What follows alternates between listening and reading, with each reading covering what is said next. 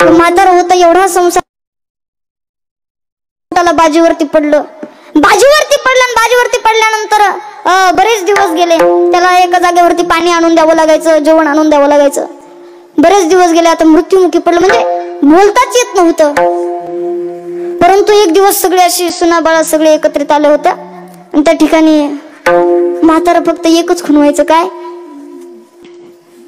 एवढंच करायचं. सुनाच्या काही लक्षातच येत नव्हतं, कारण का तिला काय त्यांना बोलताच येत नव्हतं. बोलण्याची भाषा न समजता म्हातारा फक्त म्हणायचं, भिंतीकडे बोट करायचं, असं असं करायचं ना असं असं करायचं. कोणाला काही समजतच नव्हतं. बरीच माणसं जमा झाल्यानंतर मुलांना असं वाटलं की म्हाताऱ्यानं काहीतरी खजिना आहे भिंतीमध्ये लपवून ठेवलाय. काय की भिंतीमध्ये लपवून ठेवलाय म्हटल्यानंतर JCB वाला बोलवलं. भिंत पडली. पहिल्या भिंतीत काहीच नाही. म्हाताऱ्याकडे पुन्हा सगळ्यांनी पाहिलं, तरी म्हातारा भिंतीकडे असं हात करायचं, असं असं करायचं ना असं असं करायचं. म्हटलं आता दुसऱ्या भिंतीमध्ये असेल. दुसरी भिंत पडली. दुसरी भिंत पडल्यानंतर त्यातही काही भेटलं नाही. चौथ्या मग भिंतीकडे हात करायचं म्हातारा हात करायचं. चौथी भिंत पडली.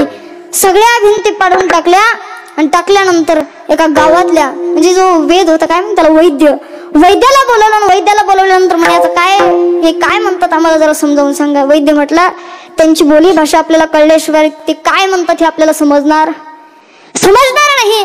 त्याच्यामुळं त्यांना काहीतरी बोलण्याविषयी विलाज करावा लागेल. माझ्याकडे विलाज आहे पण खर्च भरपूर लागेल. म्हणजे 50,000 रुपये तुम्हाला खर्च लागेल. पण लागल्यानंतर म्हातारा फक्त 2च शब्द बोलेल आणि पटकन मरून जाईल. म्हणजे ठीक आहे. जर म्हाताऱ्यानं सांगितलं कुठंतरी खजाना लपवून ठेवला, एवढंच ऐकायचं. म्हणे मरण्यासाठीच तर मरायलाच आम्ही त्याची वाट पाहतोय. 50,000 घातले. वैद्याला समोर नेलं.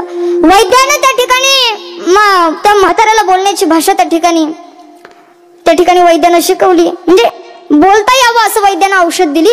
आणि औषध दिल्यानंतर म्हाताऱ्याला बोलता यायला लागलं. 2 शब्द सगळे असे एकांतात बसलेले, काही कोणी बोलत नाही.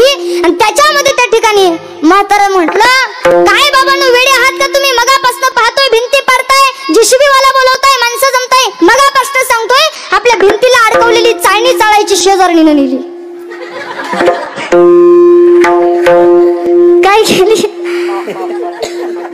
भिंतीला अडकवलेली चाळणी चाळायची होती ती शेजारणीनं नेली. म्हणजे एवढा संसार हृदयामध्ये म्हाताऱ्यानं साठवला. आणि म्हणून संसार साठवल्यामुळे दुःख असं झालं, 50,000ही गेले, म्हातारही गेलं, घरही गेलं.